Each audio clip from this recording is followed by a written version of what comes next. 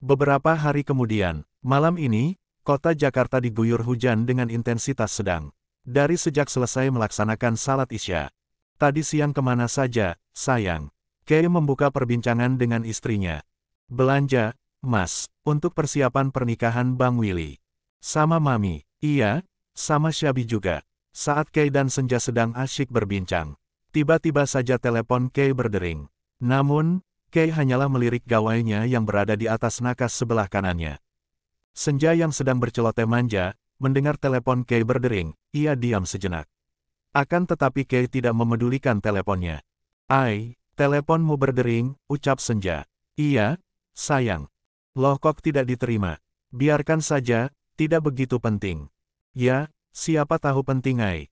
"Itu berdering lagi," ujar Senja, "memang itu suara deringan kesekian."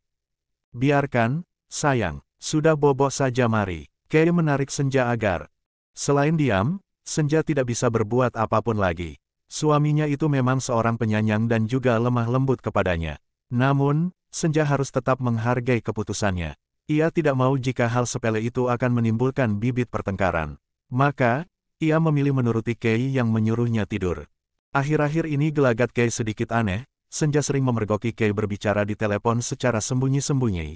Ingin sekali Senja menanyakan hal ini namun, ia merasa ragu dan tidak tahu harus memulai percakapan dari mana. Bahkan tanpa sepengetahuan keluarganya, Kay sering meninggalkan Senja di saat dia sudah terlelap. Senja tahu Kay pergi menggunakan motor besarnya. Namun, ia pun tidak tahu Kay pergi kemana dan Kay akan pulang hingga pagi menjelang. Lagi-lagi Senja tidak tahu harus berbuat apa. Selain berdoa memohon ampunan, petunjuk, dan perlindungan dari Allah SWT. Di sisi lain Jakarta, nampak seseorang yang tidak begitu asing namun, misterius sedang bertelepon dengan orang lainnya. Sepertinya ia adalah orang suruhan si penelepon. "Bagaimana, bukti-bukti sudah saya kirim bos." "Yakin?" Kay hilang ingatan. "Yakin, selain dari keributan Ethan dan Kiana tempo hari, kami telah merekam jejak Tuan Kay. Dia memang pernah mengalami kecelakaan motor cukup parah, di daerah Jawa Barat, 1 tahun lalu. Oke, buat hidup Kay kacau. Satu lagi bos, perempuan yang selalu bersamanya, dia adalah istrinya Tuan Kay." "Istri, maksud kamu Senja?" "Iya, Nona Senja." "Yakin, bukankah Kay bilang, itu sepupunya?" "Yakin bos, informasi ini, saya dapatkan dari sumber terpercaya. Perempuan itu dinikahinya ketika Tuan Kay sudah mengalami amnesia." "Kerja bagus. Jalankan rencana awal." "Siap, bos." Sambungan telepon orang-orang tersebut berakhir. Asteris asteris asteris. Hari berganti, detik waktu pun berlalu. Maka sampailah pada kebahagiaan Willy dan Alina. Hari ini adalah hari pernikahan Willy dan Alina. Pernikahan itu diadakan secara sederhana atas kesepakatan kedua mempelai namun, langsung pada inti acara yaitu resepsi pernikahan. Paginya mereka menikah dan sorenya mengadakan resepsi pernikahan di sebuah gedung. Berbagai hadiah dan ungkapan kata selamat serta doa-doa membanjiri kedua pengantin baru tersebut. "Nyolong start gua, lu bang," protes Arka. Saat Arka mengucapkan selamat, mereka sedang bersalaman di atas pelaminan. "Anak kecil sewot," balas Willy dengan tertawa. Saat ini Willy tidak kaku seperti robot lagi. Dia lebih hangat dan rileks. "Bagaimana gue nggak sewot? Harusnya hari ini pernikahan gue sama Syabi," ucap Arka dengan mimik wajah dibuat sedih. "Sudah, turun sana, kehabisan prasmanan lu." Tiba-tiba saja Kay sudah berada di antara mereka dan menyela pembicaraan mereka. "Tahu tuh, malah ngambek di sini. Kagak gua waliin nanti baru tahu rasa," ancam Willy. Jangan, ampun dah gua cari aman bang." "Nah gitu, sudah sana. Mendingan lu jagain Ethan. Dari tadi mondar-mandir gak jelas, takut gila lama-lama tuh orang. Gara-gara Kiana enggak nyapa dia." Kay tertawa. "Hedeh, kenapa sih, robotnya papi jadi pada bucin begini?" ucap Arka lebih ke ngedumel. "Maksud lo, gue dan Ethan?" sentak Willy pada Arka yang menyadari tatapan Arka tertuju padanya lalu ia melihat ke arah Ethan. Cuma Ethan, elu mah bukan robot bang. Tapi es batu yang sudah menjadi es serut." Arka cengengesan sambil perlahan hendak meninggalkan pelaminan. "Calon ipar durjana lu, sini, gue hajar sekalian." Willy refleks hendak melepaskan sepatunya siap melempar Arka yang sudah ngacir turun dari pelaminan. "Ampun bang, maaf ya." Arka turun dari pelaminan dengan cengengesan. "Ahahaha, hajar bang." Kay terpingkal sembari memprovokasi Willy. Mas, suara lirih Kiana memperingati, dan mampu membuat Willy menoleh padanya lalu tersenyum. Bercanda, sayang, ucap Willy. Sudah, jangan mesraan aja, Bang. Nanti para tamu balik lagi tuh.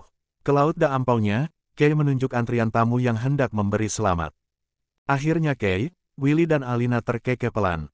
Kay segera turun dari pelaminan, setelah sebelumnya mengucapkan selamat juga kepada orang tua Alina dan memeluk papi serta maminya yang berada di antara Willy dan Alina sebagai pendamping mempelai.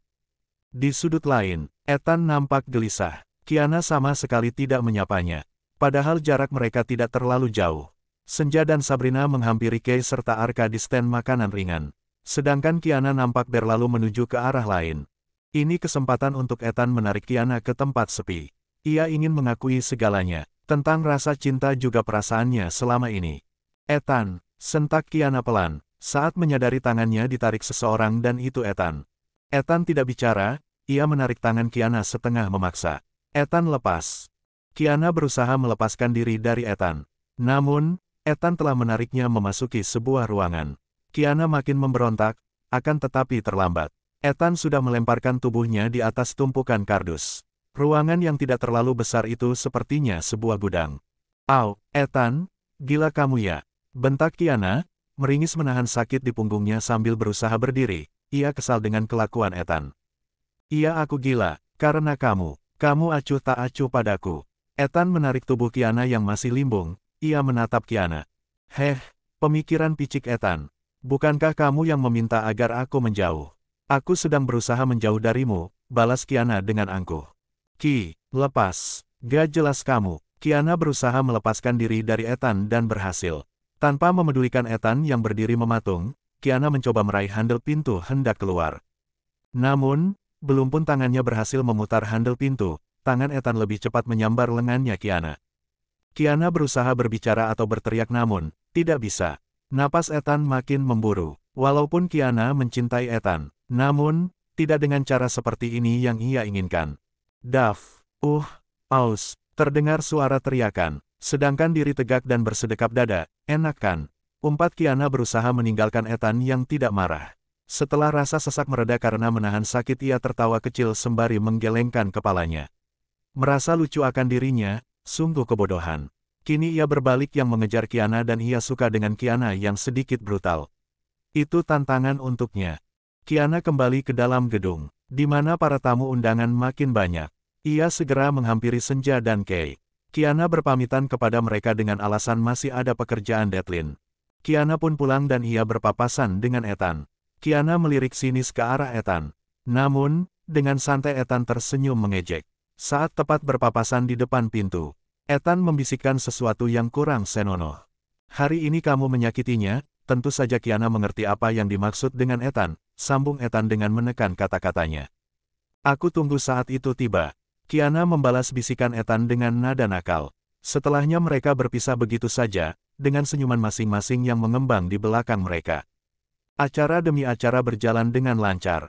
Willy dan Alina sudah resmi menyandang gelar suami, istri. Resepsi pernikahan pun sudah dilakukan dengan lancar pula.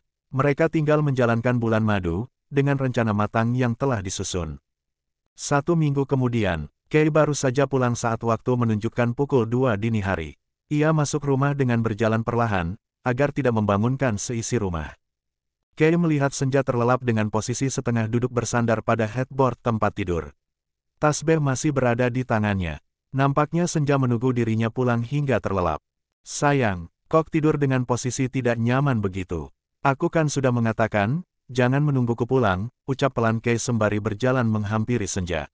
Lalu ia membetulkan posisi Senja. "Ai, sudah pulang." Rupanya pergerakan Kay yang membetulkan posisi Senja, telah mengusik Senja dan membangunkannya.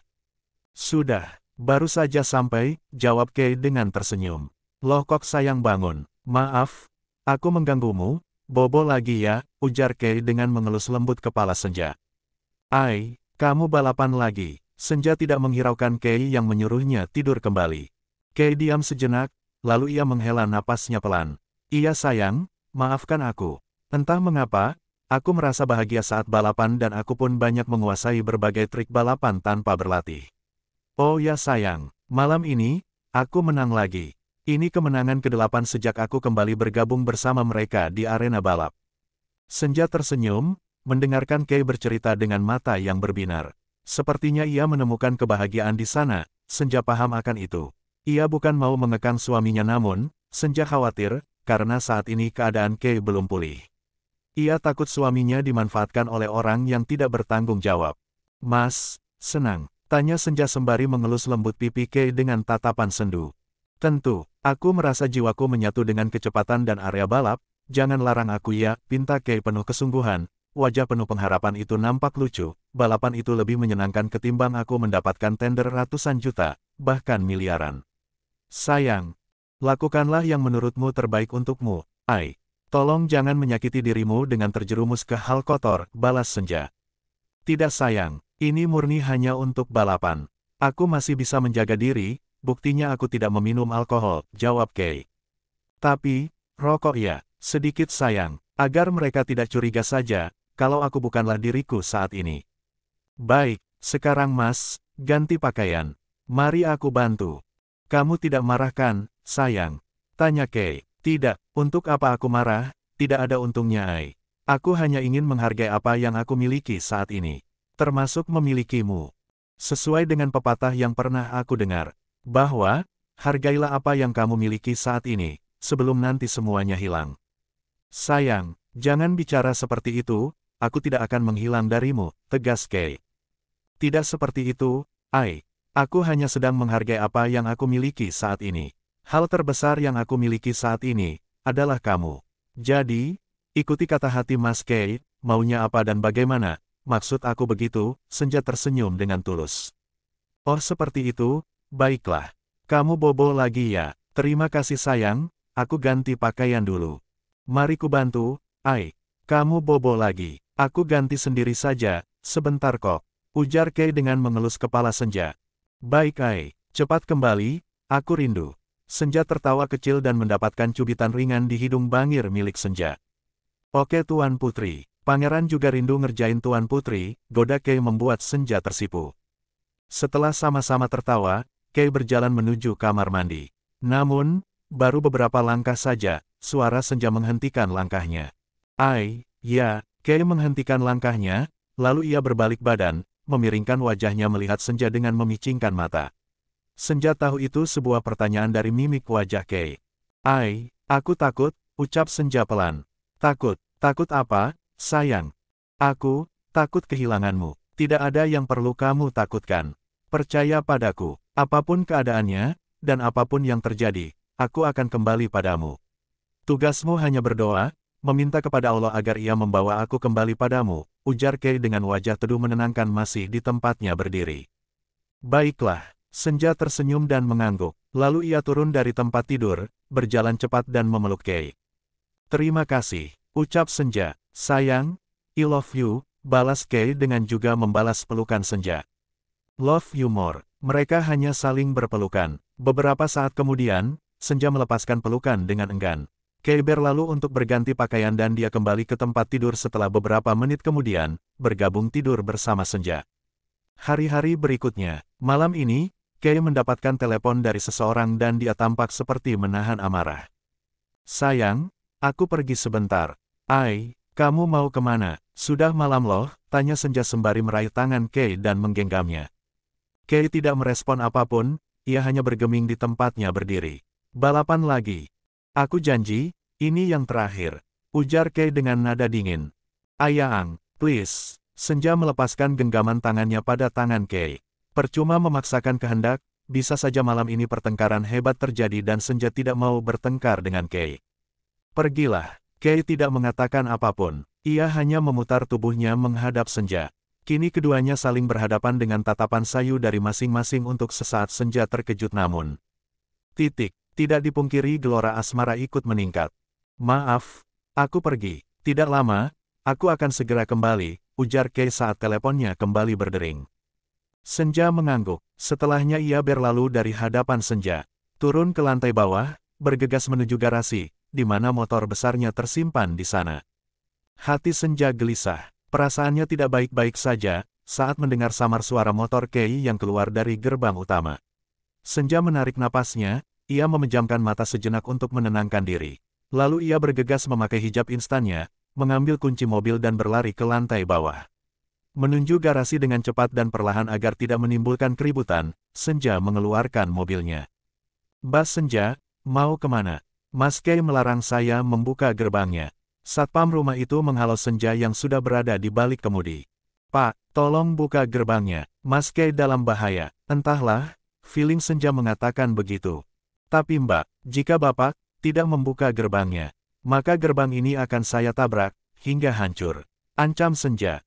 Akhirnya setelah mengalami perdebatan sengit dengan sang satpam, Senja dapat keluar dari rumah tersebut. Ia memacu mobilnya dengan kecepatan di atas rata-rata, ingin mengejar Kei. Walaupun dia tidak tahu kemana Kei pergi. Senja menghubungi Kiana. Pikir Senja, Kiana pasti tahu kemana Kei pergi. Kiana menunjukkan kebiasaan Kei pergi balapan. Ada 3 tempat yang Kiana sebutkan. "Senja, jangan pergi sendiri, tolong katakan, di mana kamu berada saat ini.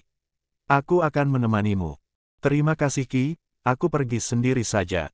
"Senja, Senja, halo Senja, Arur, kamu tuh keras kepala sekali. Aku bilang jangan pergi sendiri."